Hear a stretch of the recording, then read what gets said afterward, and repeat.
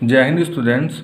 तो आज का मेरा टॉपिक है टाइम सीरीज एनालिसिस का सेकंड पार्ट। जो फर्स्ट पार्ट मैंने जो आपको लेक्चर दिया था उसमें मैंने आपको टाइम सीरीज एनालिसिस के बारे में डिस्क्रिप्शन दिया था, क्या होती है टाइम सीरीज एनालिसिस, और उसके जो मेथड्स थे वो उसमें से दो मेथड्स मैं आपको पढ़ा चुका हूँ, ग्राफिकल मेथड्स और दूसरा था सेमी एवरेज मेथड्स। और अभी जो दो मेथड बचते हैं उसमें मैं आज आपको डिस्कस करूँगा with the help of some numerical. तो हम स्टार्ट करते हैं मूविंग एवरेज मेथड से। मूविंग एवरेज मेथड में हम क्या करते हैं, मूविंग एवरेज मेथड के फर्स्ट ऑफ ऑल मैं आपको बताऊंगा कि तीन पार्ट होते हैं, 3 ईयर्सली मूविंग एवरेज, 4 ईयर्सली मूविंग एवरेज एंड 5 ईयर्सली मूविंग एवरेज। 3 ईयर्सली मूविंग एवरेज में 3 ईयर का एक साथ में 3 साल का हम लोग टोटल करते हैं और उसका एवरेज निकालते हैं। 4 ईयर्स में 4 साल का टोटल होता है, फिर उसका एवरेज निकालते हैं, और 5 ईयर्स वाले में 5 ईयर्स का साथ में टोटल करते हैं और एवरेज निकालते हैं। इसमें 3 ईयर्स और 5 ईयर्स की ट्रिक सेम होती है, और क्योंकि ऑड नंबर है 3 एंड 5, और 4 ईयर्स जो होता है हमारा इवन नंबर होता है, तो उसकी ट्रिक थोड़ा सा डिफरेंट होती है, स्लाइटली डिफरेंट।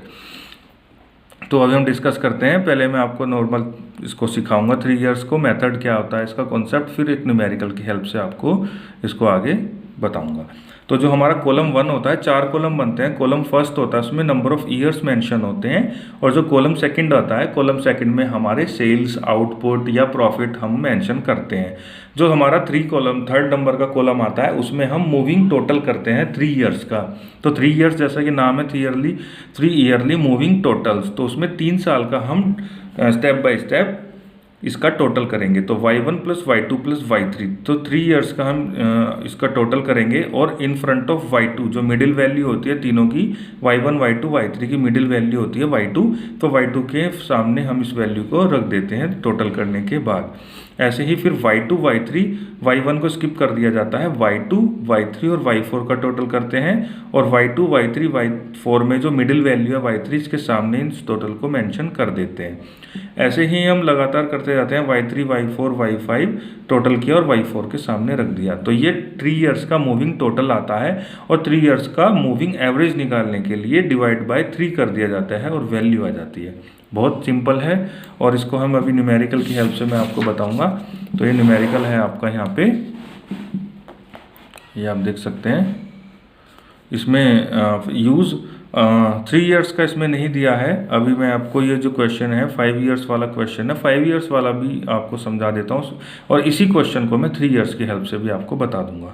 तो 5 ईयर्स में क्या करते हैं, जैसे कि 3 ईयर्स का पहले टोटल करते थे, उसके बाद में हम उसको डिवाइडेड बाय 3 करते थे। तो इसमें भी टोटल करना है, लेकिन टोटल होगा इसमें 5 ऑब्जर्वेशन का, और फिर 1 बाय 1 स्किप करते जाएंगे, और स्किप करने के बाद नेक्स्ट 5, फिर नेक्स्ट 5 का हम टोटल करते चले जाते हैं। जो हमारा प्रोडक्शन है, सेल्स है, या कोई भी डेटा गिवन है, इसमें हम 5 का सेट बनाते हैं और उसका टोटल करते हैं। टोटल करने के बाद 5 से डिवाइड कर देते हैं, तो 5 ईयर्स एवरेज हम फाइंड आउट कर सकते हैं। तो स्टार्ट करते हैं। तो यूज 5 ईयर्सली moving average for determining trend in the following time series data. तो इसमें जो डेटा दिया गया है 1988 से लेकिन 1996 तक का